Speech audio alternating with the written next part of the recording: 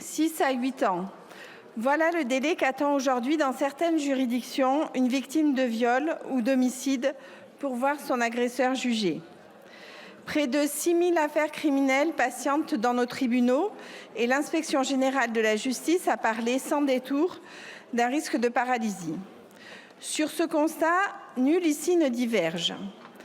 Mais le constat partagé n'efface pas les conditions dans lesquelles ce texte nous parvient. Et ces conditions, Monsieur le Ministre, il faut les dire. Le 10 juin, la commission des lois de notre Assemblée, pourtant présidée par l'un de vos proches, a rejeté votre projet. Et vous-même, à quelques jours de nos débats, avez renoncé à la mesure que vous présentiez comme le cœur de votre réforme, le plaidé coupable criminel. Un garde des Sceaux qui retire de sa main l'article 1er, cœur de son texte, avant même l'ouverture de la discussion, c'est un aveu d'échec, Monsieur le Ministre. Nous examinons donc non pas votre ambition, mais ce qu'il en reste. Et puisqu'il est question de détention provisoire, permettez-moi une question. Le Conseil constitutionnel vous avait donné 1 an pour mettre en conformité le régime de la détention provisoire des mineurs de 16 à 18 ans, mis en cause pour des faits criminels, après avoir jugé l'article L. 434-9 du Code de justice pénale des mineurs contraire à la Constitution. Ce délai expire demain. À cette heure, aucune disposition nouvelle n'est entrée en vigueur et l'Union syndicale des magistrats alerte. Faute de loi, le maintien en détention de ces mineurs pourrait devenir illégal et certains devoir être remis en liberté. Vos services, lit-on dans la presse, ne s'en seraient émus qu'hier soir. Vous nous parlez d'accélérer la justice quand votre négligence menace de rouvrir les portes de prison. À cette impréparation s'ajoute une défiance que l'on ne saurait balayer.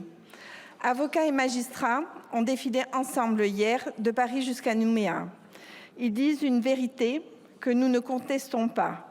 La justice manque de moyens humains et aucune procédure ne remplacera les magistrats et les greffiers qui lui font défaut. Notre reproche est là.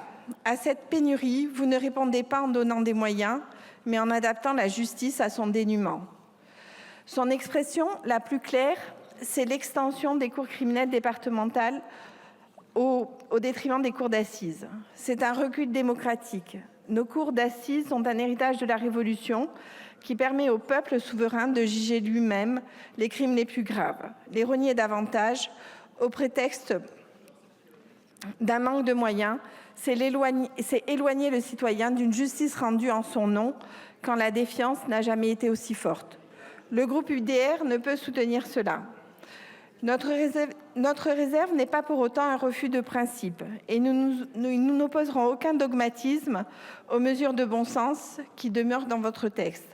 Nous soutiendrons la généalogie génétique d'investigation et la sécurisation de la détention provisoire, car une sécurité conquise contre le droit ne protège plus personne.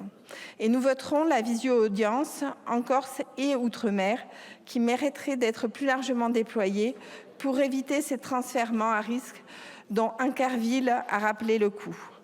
Mais il est des reculs que nous refuserons, comme l'anonymisation des magistrats dans les décisions publiées. La justice est rendue au nom du peuple français. Ceux qui la rendent doivent pouvoir en répondre et nos concitoyens, comme la presse, doivent pouvoir comparer les décisions. L'en empêcher, c'est nourrir un peu plus la défiance entre nos institutions.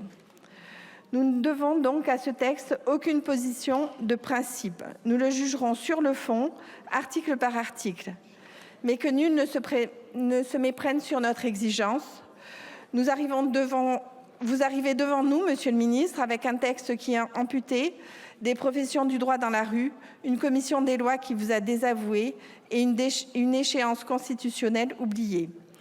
La victime qui attend 8 ans mérite mieux que la gestion de la pénurie par un ministre qui collectionne décidément les échecs ces derniers temps. Je vous remercie.